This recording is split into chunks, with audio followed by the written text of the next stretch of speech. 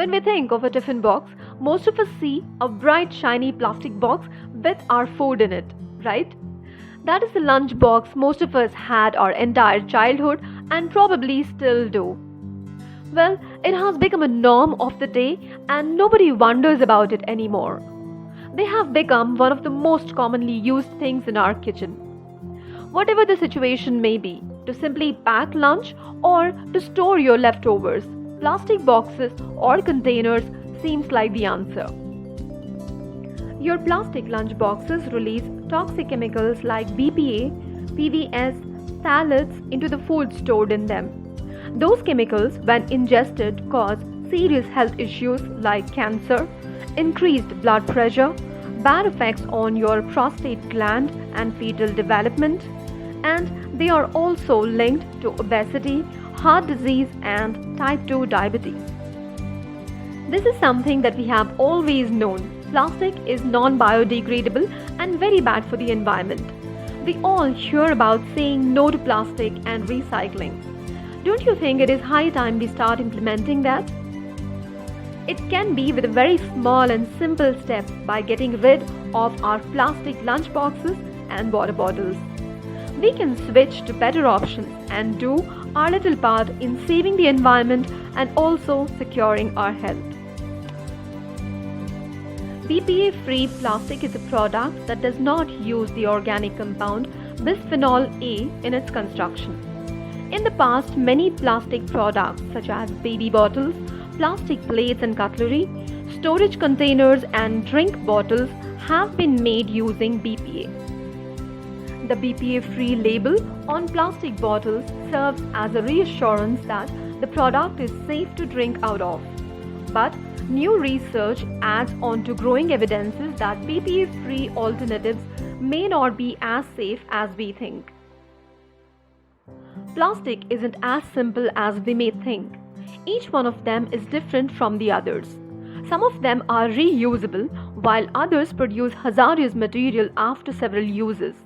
Some are easily recyclable, others need more sophisticated and intricate handling in its recycling process.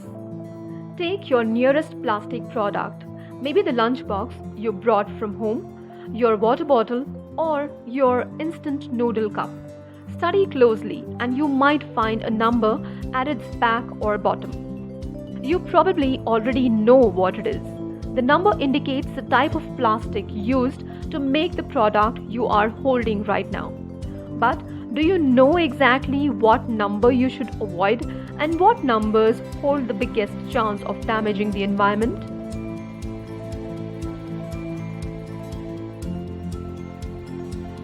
We have 7 different types or grades of plastic existing in our current modern days. Let's understand them in detail. Polyethylene terephthalate, abbreviated as PET or PETE. PET is also known as a wrinkle-free fiber. It's different from the plastic bags that we commonly see at the supermarket. PET is mostly used for food and drink packaging purposes due to its strong ability to prevent oxygen from getting in and spoiling the product inside.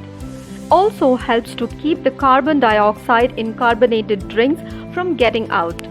This type of plastic contains antimony trioxide, a matter that is considered as a carcinogen, which means capable of causing cancer in a living tissue. The longer a liquid is left in a PET container, the greater the potential for the release of antimony. Warm temperature inside cars, garage, and enclosed storage could also increase the release of the hazardous matter.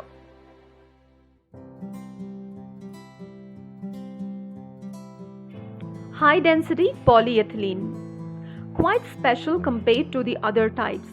HDPE has long, virtually unbranched polymer chain which makes them really dense and thus stronger and thicker compared to PET.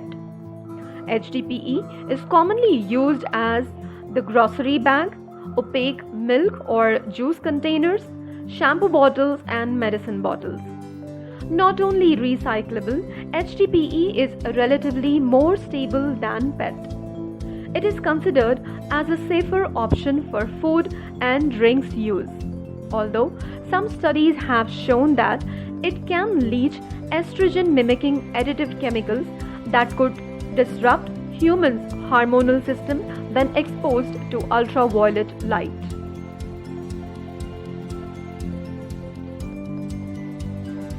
Polyvinyl chloride or PVC.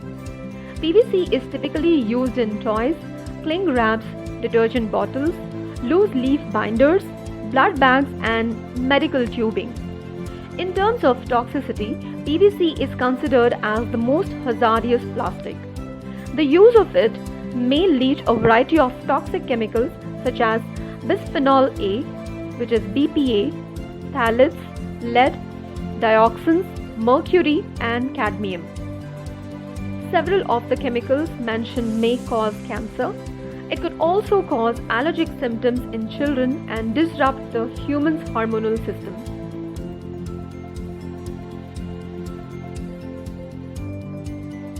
Low-density polyethylene.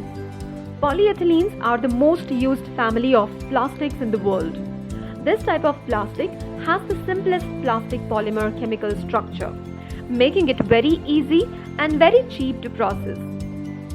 LDPE is mostly used for bags like grocery bag, dry cleaning bags, bread, frozen food bags, and garbage bags. They are also used for plastic wraps, coatings of paper milk carton and hot and cold beverage cups, some squeezable bottles like honey and mustard, food storage containers, container lids, and they are also used for wire and cable covering. LDPE is considered as a safer plastic option for food and drinks use. Unfortunately, this type of plastic is quite difficult to be recycled. Polypropylene. Stiffer and more resistant to heat, PP is widely used for hot food containers. Its strength quality is somewhere between LDPE and HDPE. Besides in thermal vests and car parts, PP is also included in the disposable diapers. Same as LDPE, PP is also considered a safer plastic option for food and drinks use. And although it bears all those amazing qualities, PP isn't quite recyclable and could also cause hormonal disruption in humans.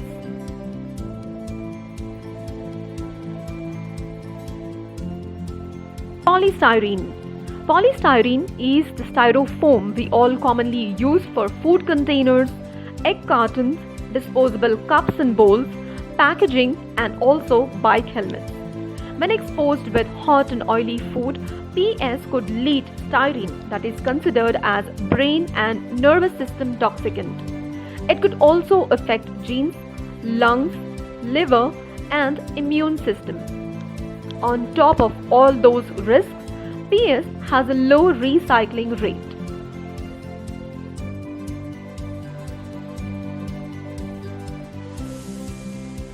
Number 7 is for all plastics other than those identified by number 1 to 6, and also plastics that may be layered or mixed with other types of plastics, such as bioplastics. Polycarbonate is the most common plastic in this category. Isn't used as much in the recent years due to it being associated with bisphenol. Ironically, PC is typically used for baby bottles, sippy cups, water bottles, water gallon, metal food can liner, ketchup containers, and dental sealants. Due to its toxicity, several countries have banned the use of PC for baby bottles and infant formula packaging.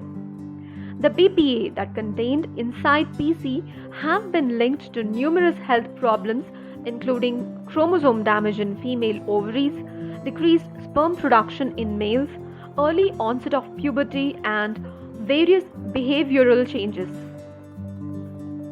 It has also been linked to impaired brain and neurological functions, cardiovascular system damage, type 2 diabetes, obesity, resistance to chemotherapy, increased risk of breast cancer, prostate cancer, infertility, and metabolic disorder.